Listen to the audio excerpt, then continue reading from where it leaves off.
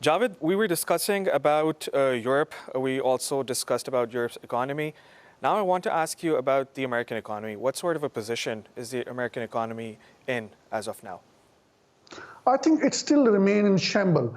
US President Donald Trump, when paused all these high tariffs, even then the market could not recover. Internationally, globally speaking, out of $10 trillion losses, by now only 4 trillion losses have been recovered. But that means still there is a 6 trillion US dollars which have been lost during these all what appears to be a chaos in economic policy of the Americans. Now the situation is, it's still a shivering kind of a situation in the USA when it comes to the economy, because Americans still think that they can compete with the China, but I think it looks like that China has left USA and Europeans far behind. At least 20 years ahead is China. Now, China's overall input in terms of the percentage is 30% in the international exports.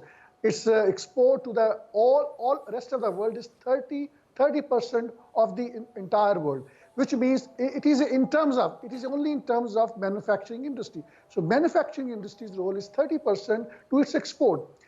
20 years ago, there was a similar situation, and the edge was with the USA. It was surpassing the world economy with this exports. Now situation has changed altogether. In terms of IT, in terms of high-tech gadgets, mobile technology, cybersecurity, China has already left USA behind. Now, these are the jerk reactions that we have seen from the White House. These are not working, and it is unlikely to work. It has already triggered a kind of a high inflation and recession, and that recession is going to have a chain effect all over the world, because somehow the other dollar remains the international currency, and much of the trade still happens in the US dollar. And so far as the international foreign reserves are concerned, most of the countries, they have their reserves in the dollar, and that is the only edge, I believe, which US has prominently has right now when it comes to its economy. But China, again, in a broader picture, it has right now around about $18 trillion economy. US economy is a $24 trillion. And now many of the US economists, they are admitting that within the next couple of years, maybe by 2030, the situation may change, and the Chinese GDP may surpass that of US economy and the US size of the GDP. So I think in that context, it looks like that US has a lot to lose in months to come, in years to come. It looks like that it cannot hold on to the kind of the political influence, the geostrategic influence it has been having on all these third world countries, and more particularly on Europe, because the only vested economic interest that these countries largely have, other than the military, was the economy. Now, by creating trade barriers, by imposing very unrealistic, irrational tariffs, it means that essentially Donald Trump is restricting US economy to itself, to its own manufacturing industry, which has already been shrunk. It's around 8% as compared to 50s and 60s. And largely now the US economy has been focusing on the service economy. Javed, I want to discuss the funding cuts made by Elon Musk and the Trump administration. Now, when President Trump was inaugurated, Elon Musk started working for this for DOGE, the Department of Government Efficiency. And one of the first steps that they took was to halt US aid funding. Now, what that does is the US aid funding was funding many different programs, whether they were related to education or healthcare. And these funds were spread across the entire world. There were so many programs in Africa, in Asia, in less developed countries. Tell me about this foreign policy shift. What sort of an effect will these cuts have on these underprivileged countries? I think before I come to discuss that very question, but let me give you one of the shade effects what happened in Pakistan.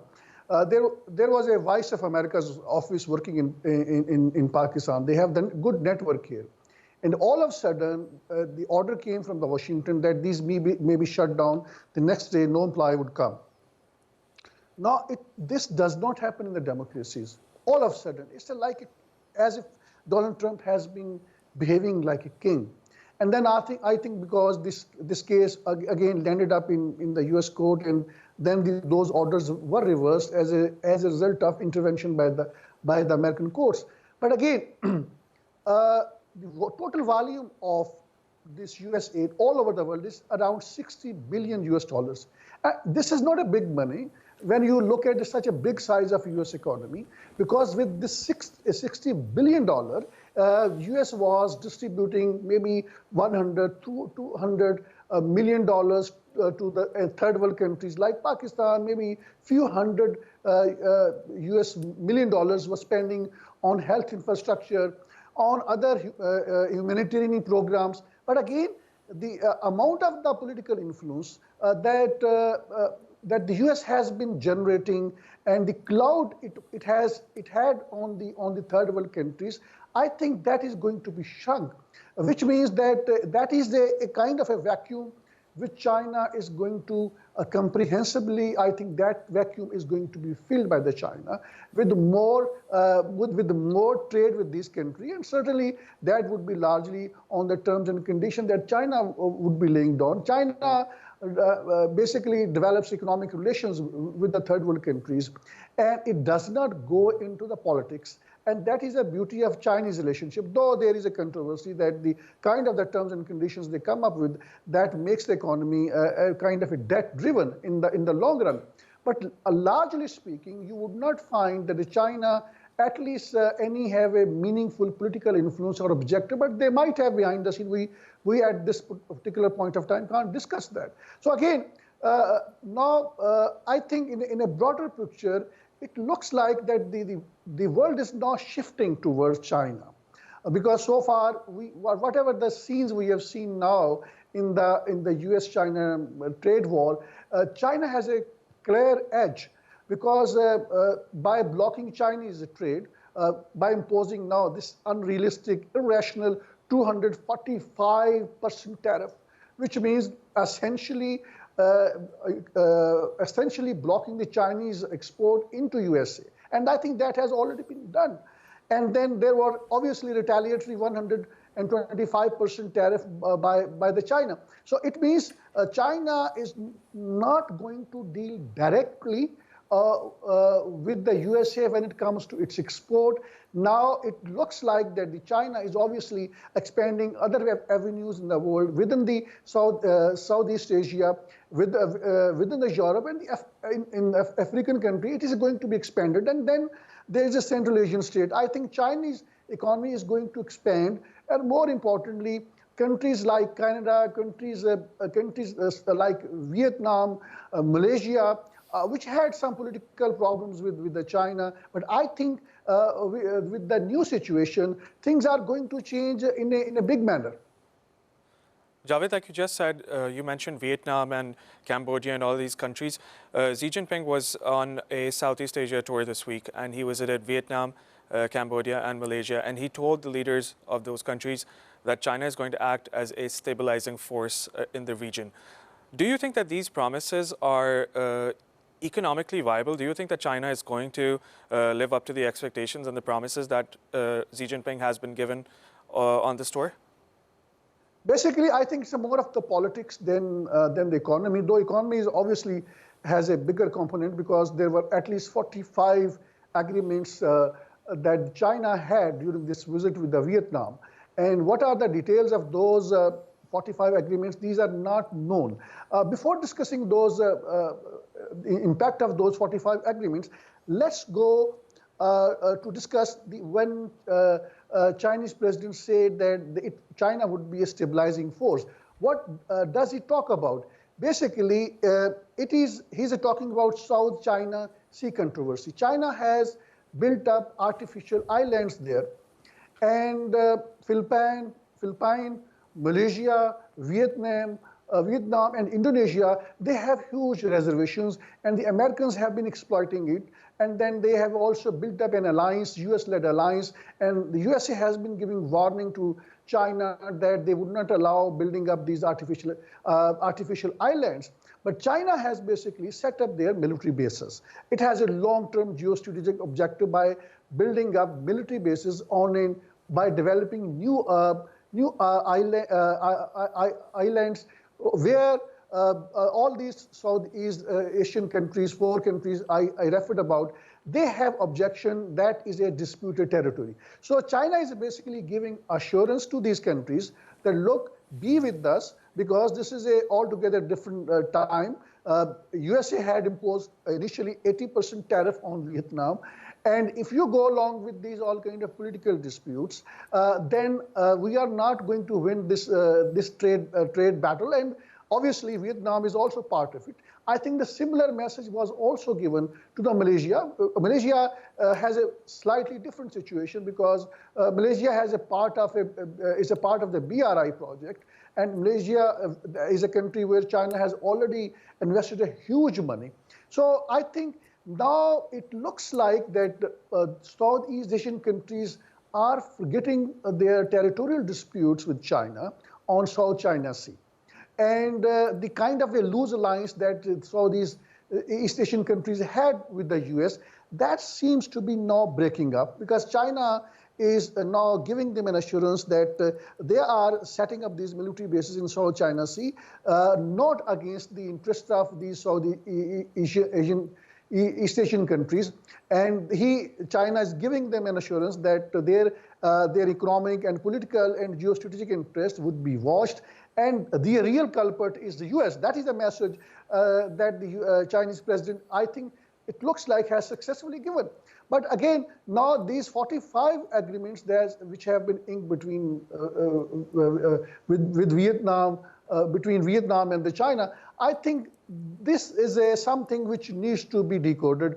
And there is a possibility that now China would be manufacturing many products, and part of it would be manufactured in the Vietnam, maybe just packing. I'm just giving it for the sake of the argument.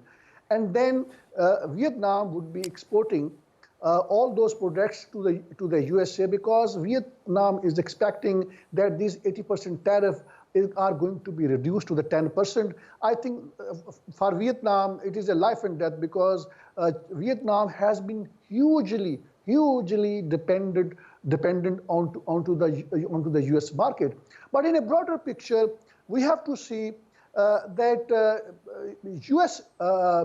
Chinese export to the US is just 15% of the overall export, which is around 3.59 trillion US dollars. That's a huge figure. Now, all China has to do is basically divert its 15% export, and I think that may include smuggling into different countries informally through back channels, and maybe changing the name of the products, made in Vietnam, made in Malaysia, and it could be in any other country. And then same products are going to be exported to the USA, which is obviously a big economy. So my understanding is that in the long run, China is not going to lose. It is the US which is going to lose, because there is going to be more recession, there is going to be more inflation, there is a more political instability in the USA right now as we speak, and these stock markets are simply stumbling, and I think it will be now very difficult for the American economy to revive in years to come. And we are going to see more chaos in the policy making, though it looks like that Donald Trump has blinks by pausing all these tariffs except for China. But I think kind of the insanity that he has, he has got a very arbitrary approach, and then the below the belt language he has been using in trade war against China, and talking about the world leaders, the way they are approaching them. They are simply making a request.